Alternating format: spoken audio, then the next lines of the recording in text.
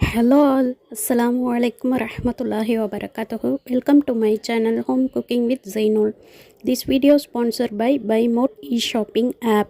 BuyMode e-shopping application is one of the shopping app now available Play Store and App Store.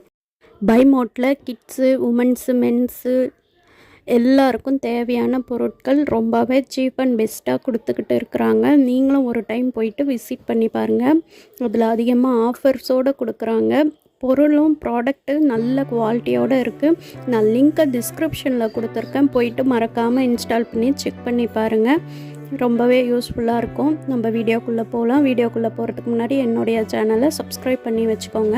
நான் இன்றைக்கி chicken gravy எப்படி செய்யலான்றதை தான் பார்க்க போகிறேன். அதுக்கு என்னென்ன பொருட்கள் தேவைன்றதை ஒன் பை ஒன்னாக பார்க்கலாம். ஆயில், வெங்காயம், நான் வெங்காயம் பெரிய சைஸ் வெங்காயம் நீள்வாக்கில் கட் பண்ணி எடுத்துக்கிட்டேன். அதே மாதிரி தக்காளியும் 2, இஞ்சி பூண்டு விழுது, முழு மிளகாய் அரைச்சி வச்சுக்கலாம். அப்புறம் மிளகாய்த்தூள், மஞ்சள் தூள், தேவையான அளவு உப்பு, கரம் மசாலா, அப்புறம் சிக்கன் ஒரு 1/2 கிலோ எடுத்திருக்கேன், கொத்தமல்லி தழை, குழம்புத்தூள். நான் இப்போ கறியை நல்லா கழுவி எடுத்து வச்சுருக்கேன். அதுக்கு தேவையான வெங்காயம் தக்காளி எல்லாம் அரிஞ்சு வச்சுருக்கேன். அதே மாதிரி ஒரு ஜாரில் வெங்காயம் கொஞ்சம், தக்காளி கொஞ்சம், மிளகு, லைட்டாக ஜீரகம் போட்டு நல்லா பேஸ்ட் பண்ணி எடுத்து வச்சுக்கலாம். அப்புறம் இஞ்சி பூண்டு, மிளகாய்த்தூள், மஞ்சள் தூள், குழம்புத்தூள், கரம் மசாலா எல்லாம் சேர்த்து வச்சுக்கலாம். இப்போ நான் பேஸ்ட் பண்ணி எடுத்து வச்சுருக்கேன். ஒரு கடாய் வச்சு எண்ணெய் ஊற்றிக்கலாம். எண்ணெய் நல்லா சூடான பிறகு வெங்காயம் சேர்த்து நல்லா பொன்னிறமாக வதக்கி விட்டுக்கலாம். உப்பு சேர்த்து வதக்கின பிறகு தக்காளி ஆட் பண்ணி வதக்கிக்கலாம். நம்ம இந்த மாதிரி அரைச்சி ஊற்றும்போது நமக்கு கிரேவி கொஞ்சம் எக்ஸ்ட்ராவாக கிடைக்கும். நம்ம சப்பாத்திக்கு கூட அதை வச்சு சாப்பிட்டுக்கலாம், நல்லாயிருக்கும். இப்போ தக்காளி பழம் போட்டு அதையும் நல்லா வதக்கிக்கலாம். தக்காளி வதங்கினதும் நம்ம இஞ்சி பூண்டு பேஸ்ட்டை சேர்த்து மிக்ஸ் பண்ணி வதக்கிக்கலாம். அதுக்கப்புறமா நம்ம எடுத்து வச்சுருக்க மஞ்சள் தூள், மிளகாய்த்தூள், கரம் மசாலா, குழம்புத்தூள் இது எல்லாத்தையுமே சேர்த்து நல்லா வதக்கிக்கலாம். நான் ஆயில் கொஞ்சமாக போட்டு இருக்கிறதால ஆயில் தெரியாது. சில பேர் நிறைய எடுத்துக்கிறவங்க நிறைய ஆயில் சேர்த்து வதக்குனா எண்ணெய் நல்லா பிரிஞ்சு வரும்.